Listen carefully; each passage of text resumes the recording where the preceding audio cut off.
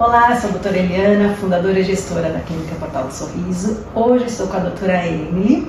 A doutora Emily é graduada pela USP, é especialista em endodontia, mestre em pacientes com necessidades especiais também pela USP, mestranda, aliás, preceptora do curso de atualização de PME na USP e faz parte também da ONG do Instituto Sorrir para a Vida, atendendo crianças com necessidades especiais. Daí, obrigada. É um prazer, eu que agradeço. Vamos tirar um monte de dúvidas sobre pacientes com necessidades especiais. Primeira pergunta: o que caracteriza um paciente com necessidades especiais na odontologia? Bom, um paciente com necessidades especiais é qualquer pessoa, qualquer paciente que tem algum tipo de comprometimento. Pode ser sistêmico, neurológico. Então, por exemplo, às vezes a gente acha que só um paciente autista é um paciente especial. A gente tem pacientes diabéticos não controlados, pacientes cardiopatas com válvulas, pacientes transplantados.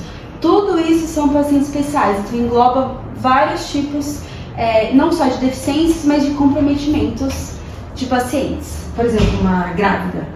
Sim, também se encaixa como um paciente especial, justamente pelas mudanças que está acontecendo, né? Não só na questão de hormônio, a gente tem algumas implicações dentro da odontologia, como a gengivite gravídica, que pode acontecer durante a gravidez, né? Por isso que também necessita de um atendimento especializado e entra como um paciente com necessidades especiais. Ótimo. Todo dentista, ele está preparado para atender um paciente com necessidade especial? Olha, eu diria que vai muito do profissional, né? Então, claro que é importante você ter uma formação prévia, né? Você ter um conhecimento, até pela questão dos anestésicos, dos fármacos que a gente usa dentro da nossa profissão, né? Por isso que é importante ter uma formação, uma atualização ou uma especialização, enfim, focado mais nesse público e para entender também o manejo, que é uma parte muito importante dos pacientes com necessidades especiais. Então, a questão sensorial, neurológica, até de posição de cadeira. Por isso, eu diria que talvez sim, todo dentista possa atender, mas é importante ter um conhecimento do que você está fazendo, né? Um bom conhecimento. E existe a especialidade voltada para o paciente com necessidade especial, que é... A gente tem dentro, né, do Conselho Federal de Odontologia, a odontologia para pacientes com necessidades especiais, que é uma especialidade regulamentada dentro da odontologia, voltada para o atendimento desse público. Ótimo. Quais são as adaptações que a gente faz no consultório para atender esse tipo de paciente que requer uma necessidade maior, né? Tá, então vou te falar que assim, desde a entrada do consultório tem que ter uma adaptação. A gente tem que ter acessibilidade dentro do consultório, então elevadores que caem numa cadeira de roda, por exemplo, o próprio elevador é uma questão, rampas de acesso, a porta, muitas vezes a porta é menor, então não entra a cadeira, então tem que ter toda uma adaptação. A própria cadeira odontológica tem que estar preparada para isso, né?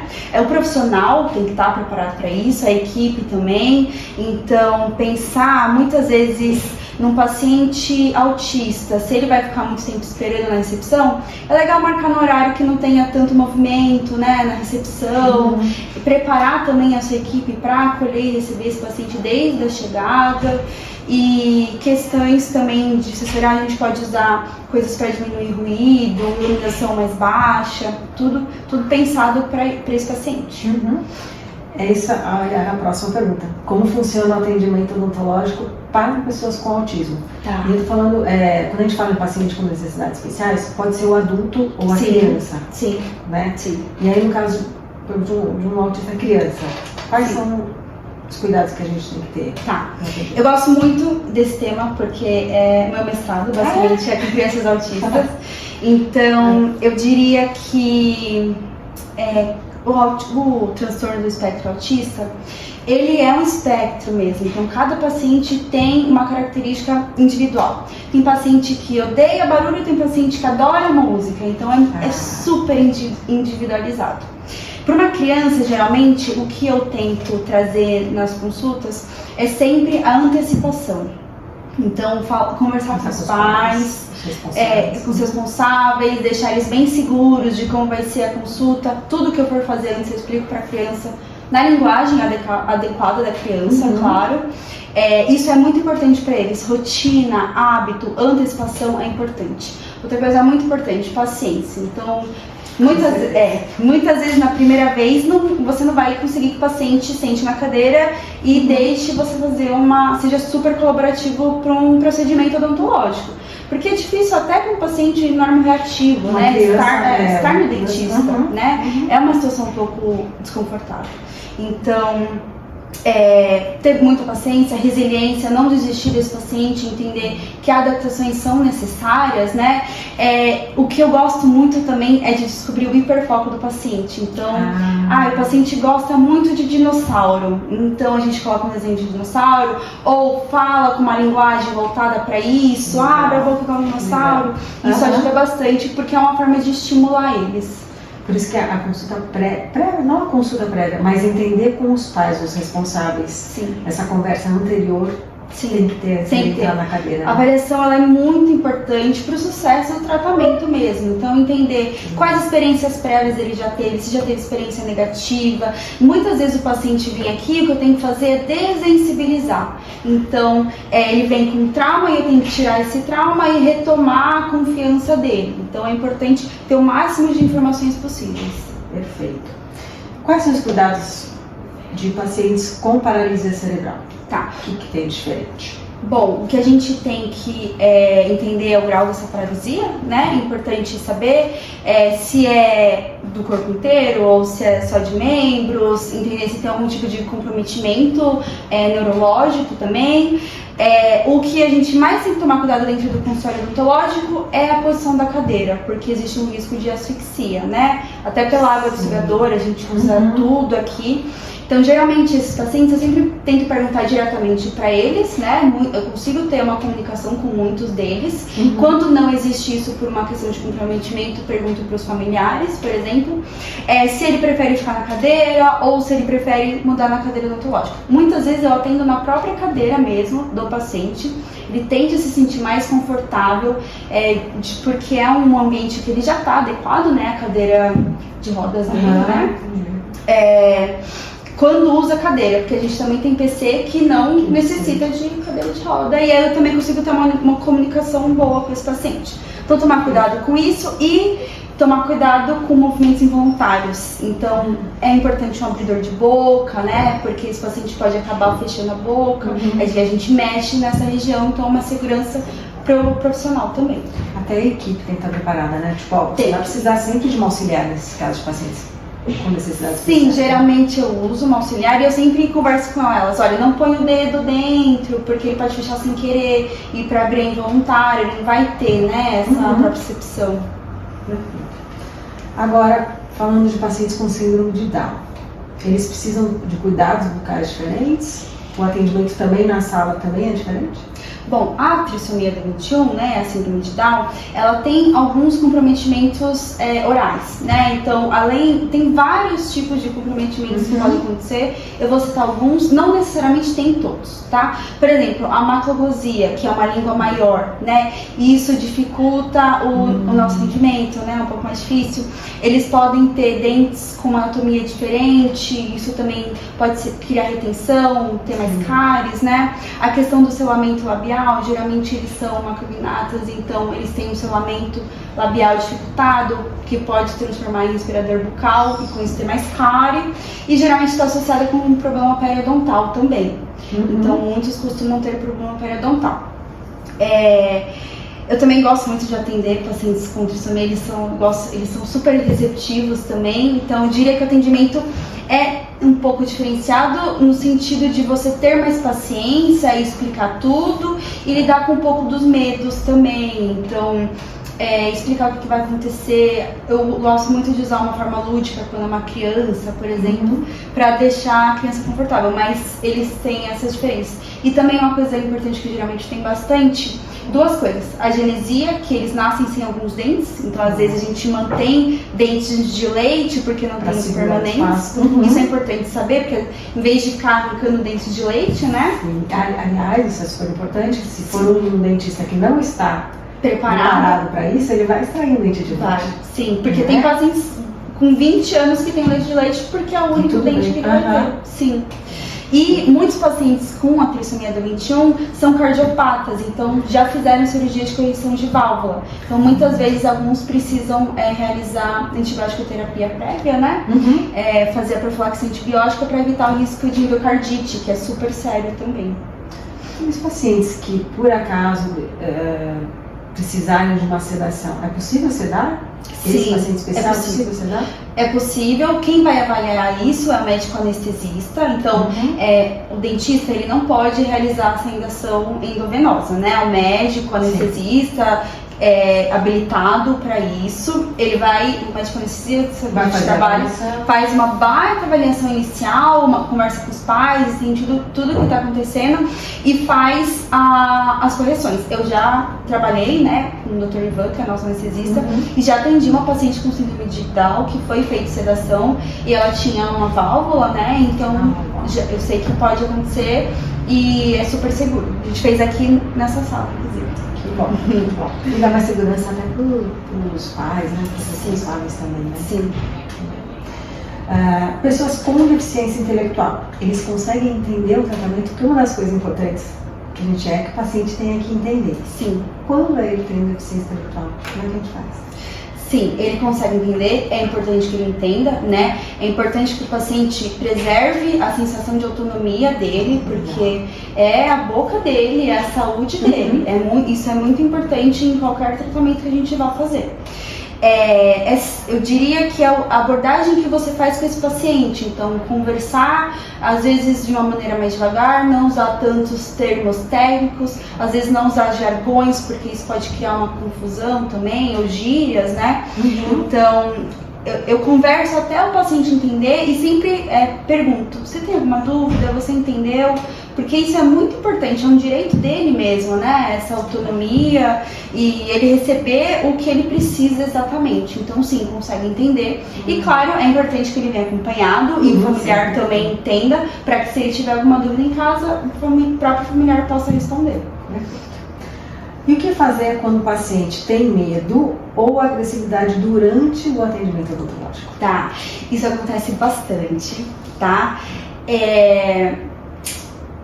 Eu não tenho muito uma receita de bolo do que fazer, né? Vou te falar o que geralmente, como eu abordo esse paciente. Quando ele tem medo, eu explico muito o que eu vou fazer, gosto de dar um espelho para ele enxergar que eu não estou fazendo nada que ele não veja, porque realmente ele não está vendo o que eu estou fazendo dentro da boca dele, né? Às vezes eu preciso de mais sessões para concluir o tratamento, para não chegar no limite desse paciente e acontecer cansado e isso agressivo. Exatamente, alguma forma de desregulação, né? Então acho que entender o limite desse paciente é importante, evitar esperar muito na sala de espera, isso também é muito importante, porque ele já vem estressado, né? E eu sempre gosto de falar assim: olha, eu tô aqui pra te ajudar, não vou te machucar, não vou fazer nada que eu não te avise antes. Eu acho que passar confiança pro paciente já ajuda muito na questão do medo. Sobre a agressividade, em algumas condições pode ocorrer, né, pelo comprometimento do paciente, comportamento agressivo. Quando é extremamente agressivo, a gente não consegue atender, a gente tende a levar para sedação, principalmente quando tem algum problema, dor, né, envolvida, algum problema que possa causar malefício para a saúde geral do paciente, a gente leva para sedação. Mas é incrível, porque muitas vezes o paciente ele vem com muito medo, é super agressivo, e eu vou conversando e eu consigo atender. Então, a grande questão é o manejo mesmo. É comportamental, né? Sim. E aí, aproveitando essa pergunta, quando a sedação ou anestesia geral é indicada para o paciente especial? Tá. Geralmente, eu indico para pacientes especiais quando eu não consigo intervir de forma nenhuma. Então, eu não consigo avaliar. Ele não senta na cadeira, ele é agressivo não só comigo, mas com o cuidador ou a cuidadora, né? E geralmente o cuidador já vem: olha, não vai dar, já levei em vários, ou já fiz sedação, eu preciso fazer. A sedação é um ótimo recurso pra gente, porque a gente consegue fazer aqui no consultório. Então, talvez a gente até fale um pouco mais sobre sedação, mas é um momento muito legal, porque eu consigo fazer várias coisas, juntar vários profissionais, um paciente que talvez ia demorar anos se ele conseguisse ter acesso a um especialista, assim, de prontidão. Então, é muito importante. A gente usa nesses casos de agressividade extrema. Geralmente se tem vários porquês não usar, que aí é com o médico anestesista que faz a avaliação. E anestesia geral? A gente pode também atender esse paciente em hospital, quando necessário, né? Sim. Quando aqui no consultório, a gente tem basicamente dois tipos de sedação. Vou falar um pouco de sedação agora. Tá. A gente tem basicamente três tipos de sedação. A gente tem a sedação com óxido nitroso, que é a chamada sedação consciente. Essa sedação a gente usa para pacientes que têm um comprometimento, mas um comprometimento mais leve, não são tão agressivos e não são tão ansiosos assim. É uma sedação que a gente chama de sedação consciente, então o paciente ele fica acordado, ele só não vai lembrar. É o chamado gás do riso. Então é uma combinação do óxido nitroso com o oxigênio, então você fica controlando também a oxigenação do paciente. Essa sedação é feita por uma pessoa habilitada e tem que ter essa pessoa habilitada e o dentista, então não pode ser feito a mesma pessoa. Isso é uma lei, né? Essa sedação a gente usa, uma criança muito ansiosa, um paciente fóbico, um paciente sistêmico fóbico, nesses casos. Pacientes que têm um comprometimento neurológico ou que têm um pouco de agressividade, a gente faz a endovenosa aqui no consultório, que o médico anestesista vem e cede esse paciente pra gente. Esse paciente ele fica sedado, ele não lembra, ele fica como se fosse dormindo. E a gente consegue fazer tudo. E o tempo inteiro com o médico acompanhando, O tempo inteiro, acompanhando pressão, saturação, tudo. Quando é um paciente que é muito grave ou que tem um risco, por exemplo, uma válvula, uma diabetes compensada, um transplantado, ele tem um risco maior por conta até da anestesia, a gente faz no hospital porque tem todo o aparato de UTI, né, e o resguardo. E na sedação do hospital é uma sedação muito profunda. Então o paciente ele realmente fica muito profundo, fica até com um tubo de respiração, então é uma coisa um pouco mais profunda. Mas a gente geralmente faz em consultório, mas também existe essa abordagem no hospital. Perfeito. Convênio ou SUS cobrem esse tipo de atendimento especializado? Se a pessoa tem o laudo, né, e no laudo fala que ele precisa o laudo quem faz geralmente é o neurologista, precisa desse tipo de tratamento, então um autista que ele precisa, geralmente o convênio cobre sim, a depender do laudo e do convênio que o paciente tem. O SUS, eu sei que também atende, mas depende muito da disponibilidade da região, então eu não sei como funciona questões de fluxos, porque por ser uma atenção secundária, eu imagino que primeiro que tem que passar pela OBS para ser encaminhado para atenção secundária, mas eu sei que existe dentro do sistema o PNE. Qual a frequência ideal de consultas para esse paciente com necessidade especial? Tá mais curto, ele tem que vir com intervalo menor? Isso também depende muito do paciente, né? Então, por exemplo, um paciente que tem uma dificuldade de escovação por um comprometimento sistêmico ou neurológico, ou até sensorial, muitas vezes, por exemplo, autista, a cerda da escova pode incomodar, ou ele tem essa região perioral mais sensível, né? Eu peço para retornar antes, porque a prevenção é sempre a chave, né? Na odontologia moderna que a gente trabalha hoje em dia, a prevenção é o primeiro passo de tudo. A gente evita ter um problema, né? Então, sempre melhor isso. Então, geralmente eu falo de 3 a 6 meses retornar, dependendo do caso do paciente, se ele tem uma doença periodontal ou alguma questão odontológica. Perfeito. E a última pergunta aqui. Como a família ou o cuidador podem ajudar antes, durante e depois da consulta, já que essa consulta é tão diferente assim? Sim, bom, a família é primordial e eu percebo que pacientes que têm um suporte familiar respondem melhor em todos os sentidos, né? Então, antes é importante deixar a criança ou o paciente especial ou o idoso. Uma coisa que eu não citei, né? A gente atende muitos pacientes com demência aqui, por exemplo, que também é um paciente especial. deixar o paciente confortável, então evitar falar, ai, porque o dentista vai fazer isso se você não escovar o dente, ou o dentista vai usar o motorzinho se você não escovar o dente. Isso é de ameaça. Evitar isso ao máximo, isso é muito ruim, porque eu tenho que desfazer tudo isso. Dá mais trabalho. Dá mais trabalho, então evitar isso. No momento da consulta, estar aqui e trazer também um suporte, uma confiança para a criança. Então, olha, eu tô aqui, ou segurar a mão às vezes ajuda. O paciente sempre fica junto, o responsável sempre fica junto da sala. E depois, eu sempre gosto de falar assim, hoje, valoriza o que ele fez. Então, mesmo se ele deu um show, mas ele sentou na cadeira por 5 segundos. Conseguiu. Então fala, vai pra casa, conta pro avô, pra avó, que ele sentiu que ele conseguiu, que ele sentou na cadeira. E valorizar isso, porque isso é uma forma de recompensa, né? Pra criança. Então ajuda em todas as etapas do tratamento. Maravilha. Tem mais alguma coisa pra falar?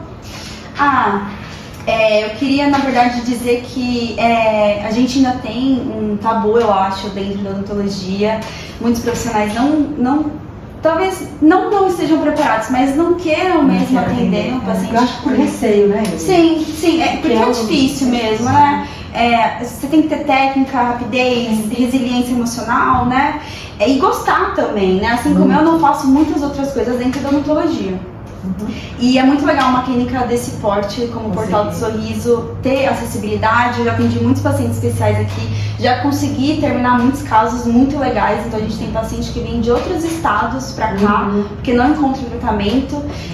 E é muito legal, assim, ver uma clínica investir em PNE como aqui é. Então, legal. É um privilégio trabalhar aqui. É um prazer ter a doutora Emily aqui na nossa equipe, que sempre agrada todos os pacientes, não só os pacientes especiais, mas todos. E obrigada, Emily. Acho que esse vídeo vai chegar para bastante gente. Tomara. Qualquer dúvida, manda mensagem.